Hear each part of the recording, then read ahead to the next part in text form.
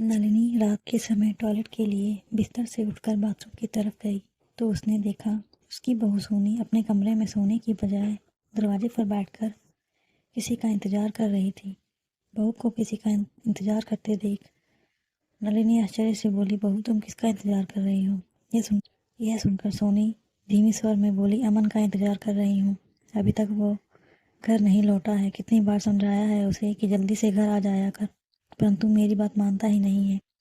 अपने दोस्तों के साथ बैठकर कहीं दारू पी रहा होगा। सोनी की बात सुनकर नलिनी सन रह गई। बेहद तेज तर्रार सोनी उसके बेटे समर की दुल्हन बनकर उसके घर आई तब समर को लेकर वह अपनी सास को बेहद जलील करती थी। उन्होंने समर की परवरिश बहुत अच्छी तरह से की थी। उसके गांव का माहौल अच्छा नहीं था। शराब की लत लगने के कारण गांव के कई लोग अपनी मेहनत की सारी कमाई शराब पीने में उड़ा देते थे। नलिनी और उनके पति राजवीर को डर था कि कहीं समर भी उन लोगों की संगत में पड़कर शराब पीना शुरू न कर दे, इसलिए उन्होंने उसे पढ़ने के लिए गांव से बहुत दूर शहर में एक हॉस्टल में भेज दिया, जिसे पढ़ाई पूरी करने के बाद उन्होंने उसे कपड़ों के व्यवसाय में लगा दिया था। फिर विवाह योग्य होने पर सोनी के साथ उन्होंने उसका विवाह कर दिया। बेटे की शादी करने के बाद खुशी खुशी अपने जीवन के दिन बिता रहे थे और अपनी खुशहाल गृहस्थी को देखकर खुशी से फूले ना समाते थे कि न जाने उनकी गृहस्थी को किसकी नज़र लग गई।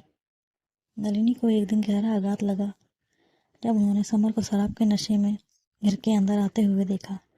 तब उन्होंने समर को बहुत समझाया, परंतु समर उनकी बात मानने की जगह गांव में रहने वाले उन दोस्तों के पास चला जाता था जो शराब पीने के आदी थे। समर अपने दिन भर की सारी कमाई शराब पीने में लुटा देता था। देर रात को जब वह नशे में झूमता हुआ घर आता तब सोनी समर को समझाने की बजाय अपनी सास नलिनी को जलील करते हुए कहती, तुमने अपने बेटे को अच्छे संस्कार नहीं दिए। यदि तुमने अच्छी तरह से अपने बेटे की परवरिश की होती तो वह कभी भी शराब को हाथ नहीं लगाता। सोनी का अपने ऊपर ऐसा आरोप सुनकर नलिनी की आंखों से आंसू बहने लगते थे, क्योंकि उन्होंने बहुत कोशिश की थी समर को इन सबसे दूर रखने की, परंतु फिर भी वह गलत संगत में पड़ ही गया था। उन्होंने सोनी से हाथ जोड़कर कहा, बहू मुझ पर ऐसे आरोप लगाकर मुझे जलील मत करो। संसार की कोई भी माँ नहीं चाहेगी कि उसका बेटा शराब के नशे में घर आए। मैंने तो बहुत कोशिश की थी उसे ऐसे माहौल से दूर रखने की, फिर भी वह गलत संगत में पड़ ही गया था।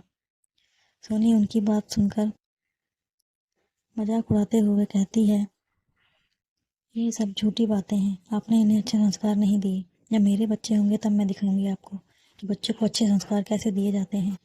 सोनी को अपना मजाक उड़ाते हुए देख नलिनी का हृदय दुख से छल्ली हो गया। इस दौरान सोनी गर्भवती हो गई।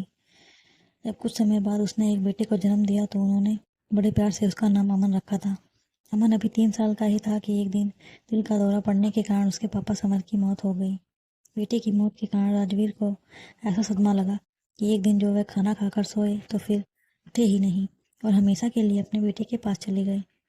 पति और बेटे के जाने के बाद नलिनी गहरे दुख के कारण अपने कमरे में ही कैद होकर रह गई, जिससे घर की सारी जिम्मेदारी सोनी के सिर पर आ गई। उसने घर के काम के लिए नौकरानी रखकर अपने पति के व्यवसाय को खुद संभालने लगी और अमन को शहर के प्रतिष्ठित विद्यालय में दाखिला कराने के बाद उस पर कड़ी निगरानी रखती थी ताकि वह ज़्यादा संगत में ना पड़े। लेकिन ईश्वर को कुछ और ही मंजूर था। स्कूली शिक्षा पूरी करने के बाद जब अमन ने कॉलेज में दाखिला लिया तो कॉलेज में पढ़ने वाले कुछ ऐसे लड़के जो अपने घर वालों से छुपकर शराब सिगरेट का सेवन करते थे, उनसे दोस्ती हो गई थी, जिससे वह भी अपनी मम्मी से छिपकर शराब सिगरेट पीने लगा था। मम्मी जी जल्दी से मेरा खाना लगा दो, मुझे बहुत तेज भूख लगी है, अमन ने घर में घुसते ही अपनी मम्मी से कहा। तो उसके मुंह से उड़ती शराब की दुर्गंध देख नलिनी सोनी से बोली, बहू मैंने तो अपने बेटे को अच्छे संस्कार नहीं दिए थे, परंतु तुमने तो अपने बेटे को अच्छे संस्कार दिए हैं, फिर यह शराब सिगरेट कैसे पीने लगा? सास की बात सुनकर सोनी शर्मिंदगी के कारण कुछ बोल न सकी, क्योंकि आज उसे एहसास हो गया था कि बच्चे की गलत संगत में पड़ने में माँ का कोई दोष नहीं होता। हर माँ यह चाहती है कि उसका बच्चा कभी भी गलत संगत में ना पड़े और अच्छा इंसान बनकर अपने जीवन जिए, ताकि माँ को बेटे के गलत व्यवहार के कारण किसी के सामने शर्मिंदा ना होना पड़े। उम्मीद है आपको कहानी पसंद आई होगी। धन्यवाद।